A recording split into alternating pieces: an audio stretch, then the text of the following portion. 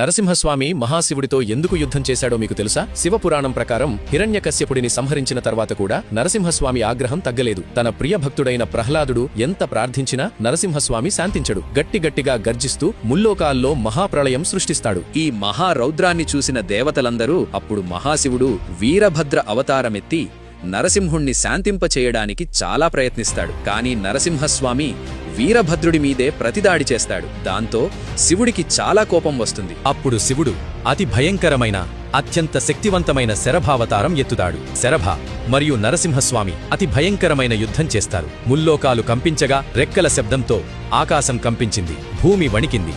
చివరికి నరసింహుడి రౌద్రాన్ని శరభ తన అపార శక్తితో అతడిని కట్టడి చేస్తాడు. అప్పుడు నరసింహుడికి సత్యం అర్థమవుతుంది. ఇంత శక్తివంతమైన శరభ మరెవ్వరో కాదు, ఆ పరమేశ్వరుడే అని. వెంటనే నరసింహుడు శాంతించి భక్తితో శివస్తోత్రం చదవడం ప్రారంభించాడు. దాంతో శరభేశ్వర అవతారంలో ఉన్న శివుడు శాంతించి తనలోనే నరసింహస్వామిని ఐక్యం చేసుకుంటాడు. ఇది యుద్ధం కాదు, శివవిష్ణు ఏకత్వాన్ని వెల్లడించడానికి జరిగిన ఘట్టం.